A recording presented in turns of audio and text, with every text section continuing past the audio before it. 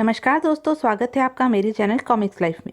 शुरू करते हैं तुलसी कॉमिक्स की एक और मज़ेदार कॉमिक्स 48 घंटे का चैलेंज पार्ट 2। मतलब भी मालूम हो जाएगा। पहले आप अपने रिवॉल्वर से हम पर फायर करने की चेष्टा कीजिए। समझ में नहीं आता आईजी साहब क्या चाहते हैं। डॉन ने रिवॉल्वर निकालकर जैसे ही उसका रुख आईजी की तरफ किया। अरे यह क्या हुआ, मेरा रिवॉल्वर!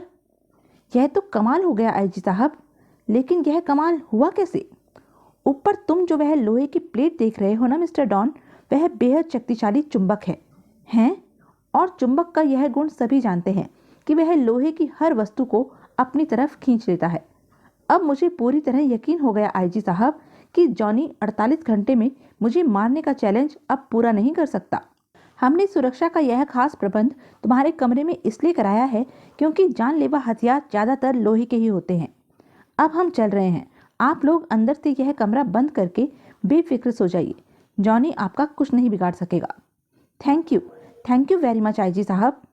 आईजी साहब के जाने के बाद आपने आईजी साहब से यह क्यों छिपाया कि जॉनी आपकी जान क्यों लेना चाहता है?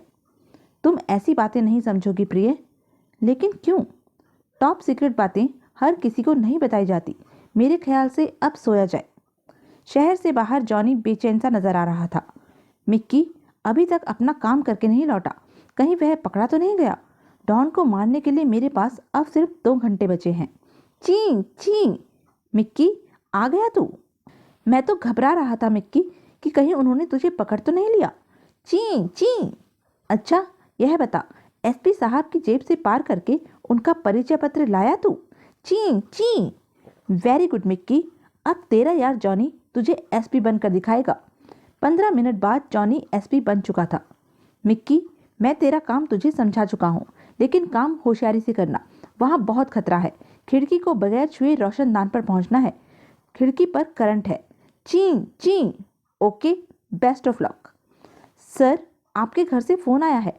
आपके बेटे का एक्सीडेंट हो गया है। आपको फ़ौरन घर पर बुलाया है। क्या? आईजी से एसपी ने जाने की इजाज़त मांगी। एसपी कुलकर्णी, तुम्हें यहाँ से हटाने की यह जॉनी की कोई चाल भी हो सकती है। लेकिन सर अगर सचमुच ही मेरा बेटा... हम तुम्हें जाने के लिए मना नहीं कर रहे हैं। हमारा मतलब केवल इतना था कि होशियार रहने की ज़रूरत है SP Kulkarni. Okay sir. SP के जाने के आधे घंटे बाद ही जॉनी उसी रूप में वहाँ आ गया। तुम इतनी जल्दी वापस आ गए मिस्टर कुलकर्णी? आप सही कह रहे थे सर, मुझे यहाँ से हटाने की यह एक चाल थी।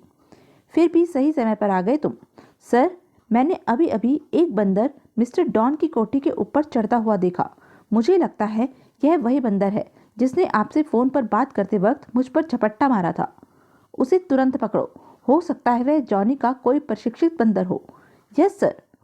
एसपी बना जॉनी जैसे ही आईजी के कैंप से बाहर की तरफ बढ़ा, आईजी की कड़कदार आवाज़ गूंजी।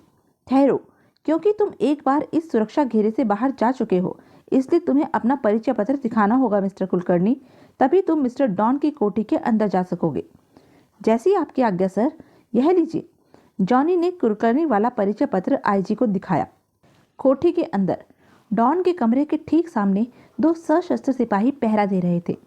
सिपाहियों, तुम लोग इस कमरे के पीछे वाले हिस्से में एक बंदर को ढूंढने की कोशिश करो जो कोठी के अंदर घुस आया है। ठीक है सर। उधर कमरे के अंदर डॉन और उसकी पत्नी अब बेफिक्र होकर सो रहे थे। रोशनदान पर बैठा मिक्की जॉनी की योजना अनुसार उनके सोने का इंतजार कर रहा था। डॉन और उसकी पत्नी के सोते ही मिक्की रोशनदान से उतरकर दरवाजे की तरफ बढ़ा। जॉनी उस्ताद ने बताया था कि अंदर से दरवाजा खोलने पर खतरे का सायरन नहीं बजेगा। उस्ताद बाहर खड़े दरवाजा खुलने का इंतजार देख रहे होंगे। वेरी गुड मिक्की, दरवाजा अंदर से फिर बंद कर दो, लेकिन ध्यान से, दरवाजे की बाहरी तरफ हाथ ना लगे। मिक्की, डॉन की पत्नी से हमारी कोई दुश्मनी नहीं है, इसलिए इसे क्लोरोफॉर्म सुंघाकर बेहोश कर दो। अपने पति की मौत का दुखद दृश्य इससे देखा नहीं जाएगा। क्लोरोफॉर्म सुंघाने में मिक्की की चिंची से डॉन की आंख खुल गई। अरे बंदर, तू कमरे में कैसे आया? भाग यहाँ से। बेटे डॉन, कौन हो तुम? तुम्हारी मौत। कौन? जॉनी? हा हा हा, तुम्हारे लिए जॉनी और मौत एक ही बात है। डॉन ने बड़ी फुर्ती से रिवॉल्वर निकाला, पर हा हा हा। बेटे डॉन, यह तो वो वाली बात हो गई कि जिसकी जूती उसी की चांद। मुझे माफ कर दो जॉनी। तुझे माफ नहीं, खाक कर दूंगा डॉन बेटे। नहीं, तुम भूल रहे हो डॉन, तुम्हारी सुरक्षा के लिए खिड़कियों में करंट छोड़ा हुआ है। उफ, मैंने तुम्हें 48 घंटे का चैलेंज दिया था ना डॉन। अभी 48 घंटे पूरे होने में आधा घंटा शेष है और इतनी सुरक्षा के बाद भी तुम्हारी मौत तुम्हारे सामने खड़ी है। मुझे मत मारो। तुम जॉनी के हाथों मरने से केवल एक ही सूरत में बच सकते हो डॉन, अगर तुम मेरा चैलेंज सुनकर आत्महत्या कर लेते। ची ची, तू कहना क्या चाहता है मिक्की? ची ची। डॉन ने मिक्की और जॉनी को बात करते देखकर दरवाजे की तरफ भागने की कोशिश की। मैं समझ गया मिक्की, तू चैलेंज का टाइम खत्म होने की चेतावनी दे रहा है। आह, मरा। डॉन मिक्की हाथ में आए शिकार को भागने का मौका नहीं देता। मिक्की इसे लोहे की किसी चीज से बांधकर ऊपर छत से चिपका दो, फिर हम अर्जुन की तरह इसकी आंख में निशाना लगाएंगे। जॉनी की मंशा समझते ही मिक्की ने तुरंत पंखे के ऊपर चढ़कर उसकी एक पंखुड़ी खोल ली। शाबाश मिक्की। बेटे डॉन, अब तुम ऊपर छत पर मछली की तरह चिपक जाओ, फिर हम अर्जुन बनकर तुम्हारी आंख में निशाना लगाएंगे। एक में नहीं, दोनों में। जॉनी ने उसकी पीठ पर पंखुड़ी बांधकर उसे अपने दोनों हाथों में ऊपर उठा लिया। जय बजरंगबली, तोड़ दुश्मन की नली। अगले ही पल शक्तिशाली चुंबक ने डॉन को पंखुड़ी समेत ऊपर खींच लिया। मुझे मत मारो जॉनी। क्यों, मुझे अपनी बारात में ले जाएगा क्या? मुझे माफ कर दो जॉनी, मुझे माफ कर दो। तुमने आज तक किसी को माफ किया है डॉन? लेकिन फिर भी मैं तुम्हारी जिंदगी को जुआ खेलने का एक मौका जरूर दूंगा। आगे तुम्हारी किस्मत। मैं पानी के अंदर तुम्हारी परछाई देखकर निशाना लगाऊंगा। हो सकता है कि मेरा निशाना चूक जाए और तुम बच जाओ। धाएं।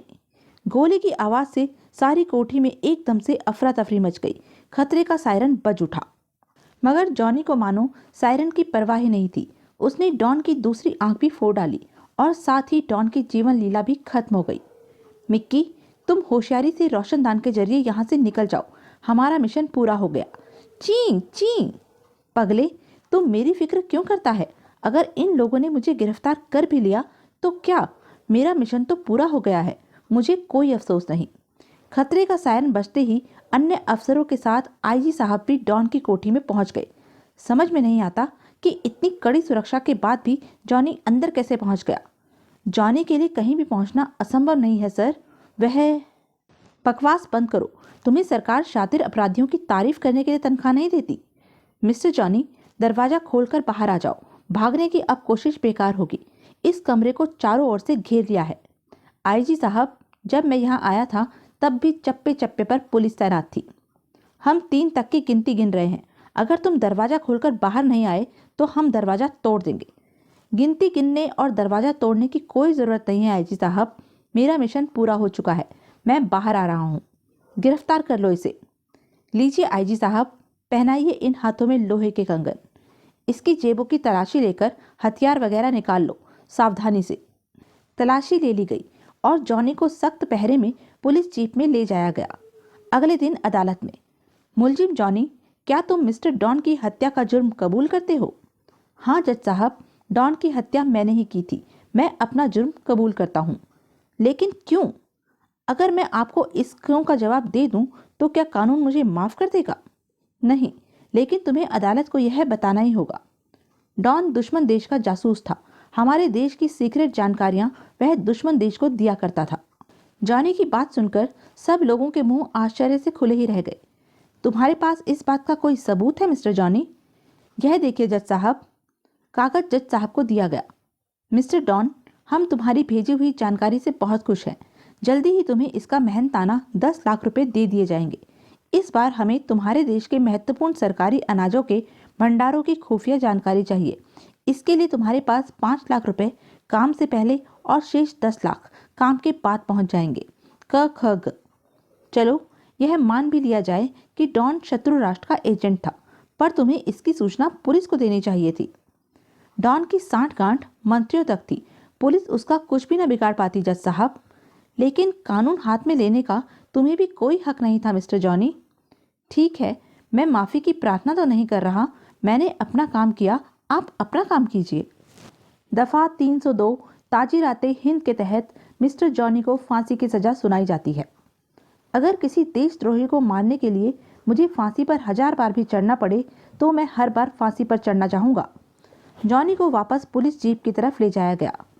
अरे मिक्की, मेरे दोस्त। मिक्की, दिल छोटा मत कर यार, देश के लिए मरना 100 जिंदगियों से महान है। अगले जन्म में भी तू मेरा दोस्त जरूर बनना मिक्की। अच्छा मेरे दोस्त, अलविदा। तो यह थी तुलसी कॉमिक्स की एक मज़ेदार कॉमिक्स। ऐसी ही मज़ेदार कॉमिक्स के लिए बने रहें मेरे साथ। और हाँ, मेरे चैनल को लाइक, शेयर और सब्सक्राइब करना ना भूलें। धन्यवाद।